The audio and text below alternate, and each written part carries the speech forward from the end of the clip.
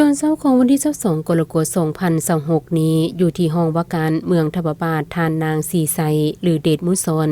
กรรมการกรมการเมืองศูนย์กลางพรรคคณะเลขาธิการศูนย์กลางพรรคหัวหน้าคณะจัดตั้งศูนย์กลางพรรคพร้อมโดยคณะได้ลงเคลื่อนไหวพบปะอบรมพนักงานหลักแหล่งของเมืองทบาทให้เกียรติเข้าร่วมติดตามการลงพบปะเยี่ยมยามพนักงานหลักแหล่งในครั้งนี้มีท่านเลือนวิไลจันทลาพันธ์ห้องเลขาพรรคแขวงมีประดาสหายคณะบริหารงานพรรคเมืองทบาทประธานตาแสงพนักงานหลักแหล่งนำพาคุ้มครองภายในเมืองเข้าร่วมโอกาสดังกล่าวท่านอุดรสอนสุรินทร์กรรมการพรรคแขวงเลขาพรรคเมืองทบาทตั้งหน้าให้กับองค์การปกครองเมืองยังได้กล่าวแสดงความต้อนรับท่านหัวหน้าคณะจัดตั้งศูนย์กลางพรรคพร้อมโดยคณะด้วยบรรยากาศที่อบอุ่นพร้อมเรื่องตีราคาสูงต่อกับการลงมาเคลื่อนไหวเยี่ยมยามและเฮ็ดเวียกยุคแขวงบุรีรัมย์ไซซึ่งก็คือเมืองทบาทในครั้งนี้พร้อมเดียวกันนั้นท่านเลขาพรรคเมืองยังได้รายงานสภาพรวมโดยย่อต่อกับการนำพาจัดตั้งปฏิบัติเวียกงานฮอบดานและการจัดตั้งตาแสงของเมืองทบาทให้กับท่านประธานพร้อมด้วยคณะได้รับทราบเมืองทบาทมีหน้าที่ทั้งหมด 1,674 กิโลเมตรประกอบมี3ตาแสง26บ้านมีพลเมือง 3287 คนหญิง 15,700 กว่าคน 6,100 กว่าครอบครัวมี3กลุ่มพัฒนาประชาชนส่วนหลายแม่นยึดถืออาชีพผลิตกสิกรรมปลูกข้าวปลูกพืชเป็นสินค้าและพืชอุตสาหกรรมอย่างพารามันตุนเลี้ยงสัตว์และหัตถกรรมจักสานปัจจุบันทั่วเมืองมี91การจัดตั้งฮักฐานผักในนั้นมี3องค์คณะผักฮักฐานตาแซง8คณะผักฮักฐานและ15หน่วยผักฮักฐานในนี้มี25หน่วยผักที่ขึ้นกับองค์คณะผักฮักฐานตาแซง40หน่วยผักที่ขึ้นกับคณะผักฮักฐานมีสมาชิกพรรคทั้งหมด 1,398 สหายหญิง477 สหาย3ห้อง44 สหายหญิง14 สหายมีพนักงานทั้งหมด544 คนหญิง339 คน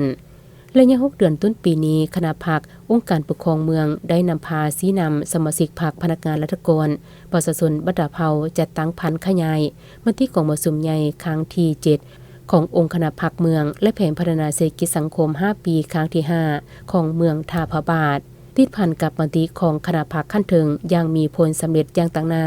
ซึ่งในนี้ได้ถือเอาเวียกงานการเมืองเอาคิดเป็นเวียกงานกกสอดห้อยเข้าในทุกโครงเขตเวียกงานโดยรวมภายในเมืองมีความสงบโดยพื้นฐาน